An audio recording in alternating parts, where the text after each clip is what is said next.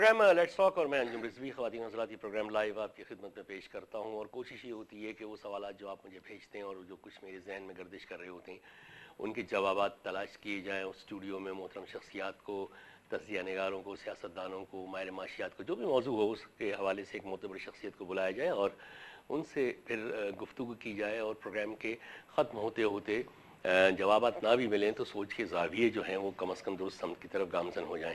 میرا آج کا موضوع بھی وہی رہے گا جو پچھلے دو پروگراموں سے مسلسل تھا، بلوچستان، پاکستان کا وہ صوبہ جس کے لیے کہ اب بہت زیادہ آواز بھی اٹھ رہی ہے، خصوصاً امریکن سینٹ میں جو ریزولوشن پاس ہوا تھا اس کے بعد کھلبلی ہم نے دیکھا زیادہ مچی ہے، انٹرنیشنلائز ہو گیا ہے سارا، عالمی ادارے بھی اس کی طرف توجہ دینے لگے ہیں، تو بہت ساری آوازیں یہ اٹھیں کہ کیا یہ بھی پاکستان کے خلاف کوئی سازش ہے؟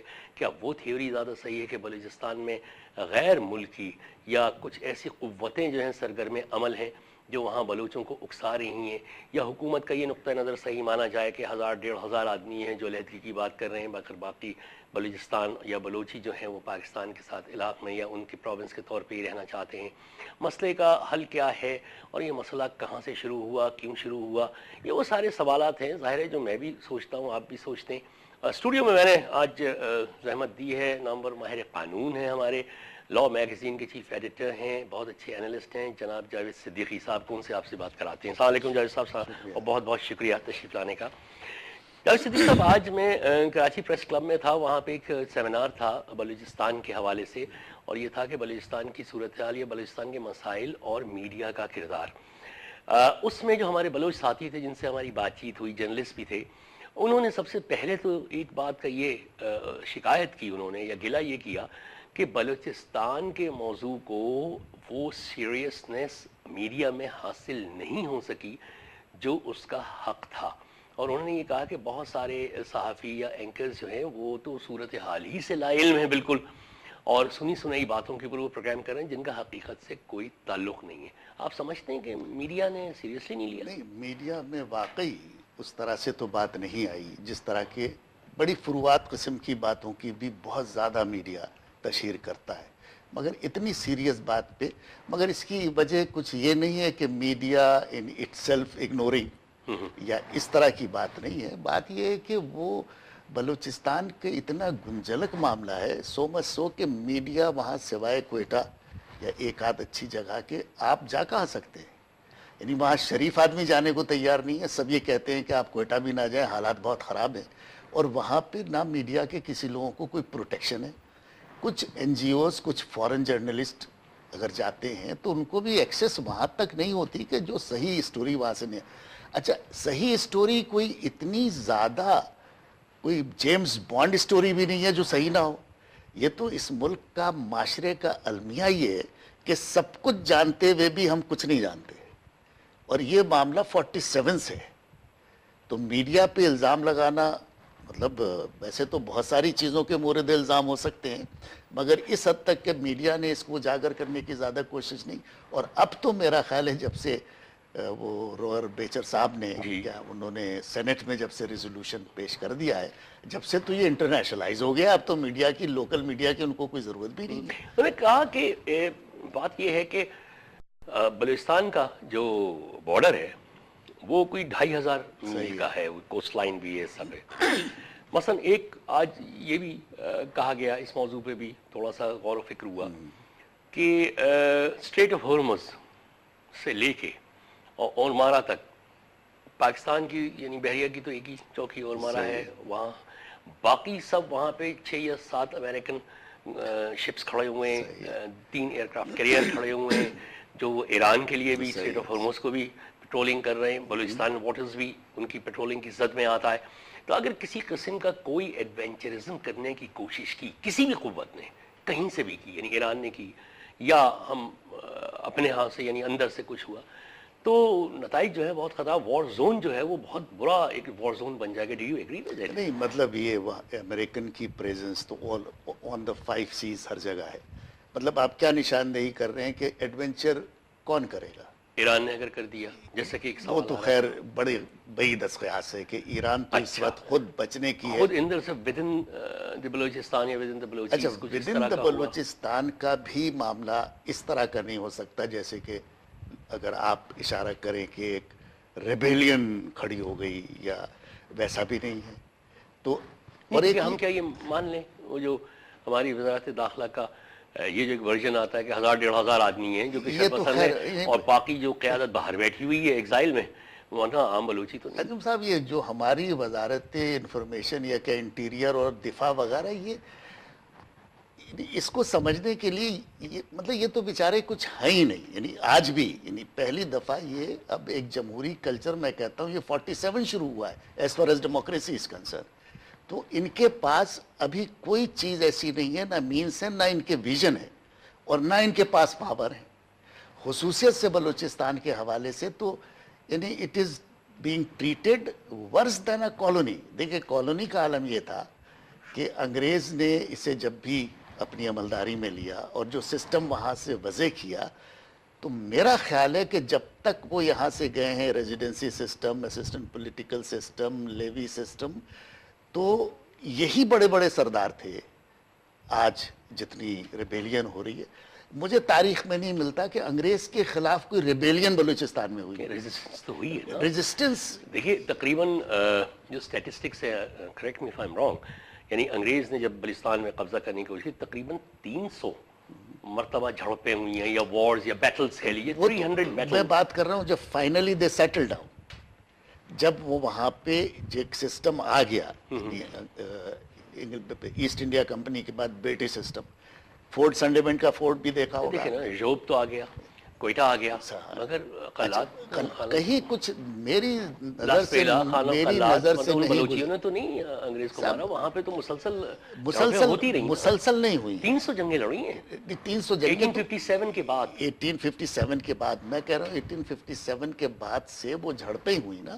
اس کے بعد جب سیٹلڈ ہو گئے، جب فورٹ سنڈیمنٹ صاحب نے وہ فورٹ بنا کے وہاں بیٹھ کے سرداروں کو ایک سرداری نظام دے کے اور ایک کاؤنسل آف پرنسز بنا دی جس کے Khan Kalat was the chief, اور قلات کو almost the ruled as a independent except for the fact. یعنی سبی دربار میں یہ صرف assistant political agent of Sibi was good enough for all the sardars. تھوڑے کچھ جھڑپیں ہوتی ہوں گی تو اس کی ذمہ داری وہ اس سردار پہ ڈال کے سارا، یعنی نیکسٹ سبی دربار پہ اگر اس انگریز ینگ آئی سی ایس آفسر کی، اسسٹنٹ پولیٹیکل ایجنٹ کی جو بگی کھینچنے والے ہوتے تھے، ان میں سے بڑا سردار پیچھے ہو جاتا تو وہ اس کی بے عزتی ہوتی تھی. پوائنٹ میرا کہنے کا یہ ہے کہ اگر ہم اس کے بعد بھی اگر بلوچستان کے اس دور کا ڈیولپمنٹ دیکھیں تو آپ بھی جب کوئٹہ گئے ہوں گے، جب ڈیبیٹس کے زمانے میں ہم بھی جاتے تھے کراچی، کتنی ٹنل سے گزرتی ہے ٹرین. ٹرین نہیں، کوئلے کی مائننگ ہے. زیارت پہ پورا ڈی سی کا ہیڈ کوارٹر ہوتا تھا. لیویز ہیں. کبھی وہاں پہ کوئی سول دور میں انگریز کی کوئی فوج آئی گئی، فوج لائی گئی وہاں پہ کوئل کرنے کے لیے؟ صرف پولیس اور levies were good enough too. Levies کے لیے آج ایک ڈسکشن یہ ہوا تھا اس سیمینار میں کہ levies are just like community police. Yes. اور انہوں نے کہا باہر سے جو ایف سی یا فرنٹیئر کانسٹیبلری یہ سب جو آتے ہیں یہ صورتحال کو زیادہ خراب کر دیتے ہیں، کیونکہ ان کو ڈیموگرافکس کا، ان کو اس ساری نازک صورتحال کا پتہ نہیں ہوتا. لہٰذا آج ہمارے بلوچ دوستوں نے یہ کہا کہ لیویز کو اگر زیادہ، کیونکہ لیویز کا مطلب ہے کہ وہیں کا علاقے کا، محلے کا ایک آدمی ہے، تو انہوں نے کہا بلوچ کلچر یہ ہوتا ہے کہ وہ ایک آدمی اگر ہے تو وہ اگر اپنی ایبسنس میں بیمار پڑ گیا تو اس کا بھائی اس کی ڈیوٹی دینے لگے گا، اس کا باپ دینے لگے گا، پورا گاؤں یا محلہ یا علاقہ جو ہے وہ اس کو انفارمیشنز بھی دے رہا ہوگا. بالکل. مگر اب یہاں سے تھوڑا ہٹنا چاہیے تھا کہ یہ لیوی سسٹم ایک کلونیل دور کا تھا.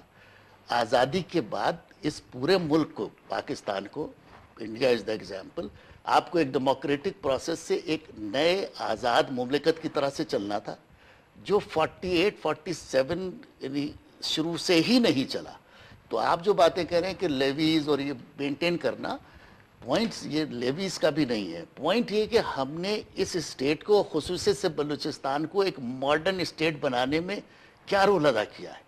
یعنی سو کالڈ انڈیپینڈنس سے لے کے آج تک بلوچستان، مجھے وہ سین یاد آ رہا ہے کہ ایٹم بم پھاڑا تھا وہاں پہ اس کے بلوچستان کے حصے میں، وہ ایٹمی دھماکہ جو کیا تھا. تو نیکسٹ ڈے ڈان میں ایک فوٹو چھپی تھی کہ شام کو تو ٹی وی پہ دکھا دیا کہ پہاڑ سفید ہو گیا، اور اس کے تھوڑی فاصلے پہ ایک Baloch family, typical traditional Baloch family, کچھ بچے مڈ کے بارڈر بنے ہوئے اور ایک اونٹ کھڑا ہوا. This is what the Balochi family represents there. اب یہ سمبولک ایک چیز ہے، اب فل آف ریسورسز ہے، مگر آج بھی 48 کے بعد 47 کے بعد سے جتنی انکرجن چھوڑیے، جتنی اٹیک اور کانکر کیا ہے ہم نے خود نے. ایوب خان نے وہاں پہ army action, but army has nothing to do for all this. یہ تو وہاں کے فیلیور آف دا ایڈمنسٹریشن ہے. اچھا پھر ڈیولپمنٹ کا آپ پوری سازش اور کنسپریسی تھیوری، سونے کے پہاڑ ہیں، تیلوں کے سمندر ہیں، فنا ہے، اور پوری دنیا آپ کے اوپر. ارے بھائی صاحب 60 برس میں آپ یہاں سے ایک قطرہ اور ایک تولہ سونا نہیں نکال پائے، اور نکالتے بھی جب نہیں تو کیا غلط پروپیگنڈا ہے یا مسکنسیپشنز ہیں؟ نہیں نہیں بالکل صحیح ہے. صحیح ہے، یہ میں مگر کام نہیں ہوا. کام نہیں ہوا. اور Balochistan from the day one یہ کرا رہا ہے انڈر دا یوک آف غلامی آف دا فیڈرل گورنمنٹ. اب فیڈرل گورنمنٹ کو آپ کسی طرح بھی ڈیفائن کر لیں، آج سے نہیں، ایوب خان کے زمانے سے. آپ کے اس علاقے میں اگر آپ اس کو ورس دین اے کالونی، اور پھر آپ کا مائنڈ سیٹ بڑا مسئلہ ہے. پہلے بھی 6% پاپولیشن ہے. سوئی گیس آپ اس کے ہاں سے نکال کے، وہ بھی اس زمانے میں چھوٹا تھا، میں نے سوئی گیس کی ویلڈنگ کرتے ہوئے گورے دیکھے ہیں. آپ کے پاس اتنی ٹیکنالوجی نہیں تھی کہ اس گیس کو بھی ویلڈ کر سکے. وہ گورے انگریز نکال کے جو گئے ہیں. ہمارے گھروں میں اور پنجاب کے گھروں میں تو سوئی گیس جل رہی ہے، اور 1986 میں کوئٹہ میں آتی ہے سوئی گیس. اس وقت بھی جو ہم لوگ ڈسکس کرتے تھے تو اس پہ ہمارے ہی دوست کچھ یہ آرگو کرتے تھے، یار اس فائنینشیل کویسچن وہاں پہ پروفیٹیبلٹی نہیں ہے. اب آپ بتائیے اس قسم کے مائنڈ سیٹ سے. اور دوسرا mind set national security state کا ہے. آپ کا ایک مائنڈ سیٹ ہے کہ ایک تھیوری یہ بن گئی. بلوچستان کو تو آپ کی بات قطع ہو رہی ہے، آپ نے بالکل صحیح کہا کہ پاکستان کو ایک سیکیورٹی اسٹیٹ، مگر بلوچستان کو تو بہت شروع سے ہی سیکیورٹی پروونس یا سیکیورٹی ایریا بہت شروع سے ان کو رائٹ دینے کا. کنکرنٹ لسٹ پہ آج بہت بات ہوئی کہ یہ بھی ایک بڑی ناانصافی کی گئی تھی بلوچستان کے ساتھ، کہ جس وقت کے صوبوں کو وسائل کی تقسیم کی بات ہوئی تھی، سب ہوا تھا، جب بلوچستان کی باری آئی تو وہاں پہ کنکرنٹ لسٹ اور کوٹا اور یہ سب نافذ کر دیا گیا. سر کنکرنٹ لسٹ تو الگ ہی رہی. آپ یہ بتائیں کہ آپ نے یہی ہمیشہ پروپیگنڈا رہا کہ وہاں کچھ اگتا ہی نہیں. پنجاب میں تو بہت کچھ اگتا ہے، سندھ میں بھی شاید اگتا ہے، پشتو میں بھی کچھ اگتا ہوگا، پختونخوا میں، مگر جتنے بھی ان کے آج جس کی وجہ سے انٹرنیشنل سازش کا ہم لوگ اشارہ کرتے ہیں وہ سب بلوچستان میں ہیں، اور وہ سب سینٹرل کے کمانڈ میں. منرلز، آئل، یہ سب سینٹر ہے. اور یعنی حد یہ ہم نے جو ان کے سرداروں کو فنڈز دیے یا اس زمین کے کرائے بھی دیے، یا یوں کہہ لیجئے کہ اس کی رائلٹیز بھی دیں، ایک نقطہ نظر یہ ہے کہ ان سرداروں نے اپنے عوام پہ خرچ ہمیشہ یہ کریں گے، اپنے کٹی میں ہمیشہ یہ کریں گے. دیکھیں آپ نے یہ ملک بنایا تھا اب یہاں کے رہنے والے لوگوں کے لیے، سرداروں کے لیے تو نہیں بنایا تھا.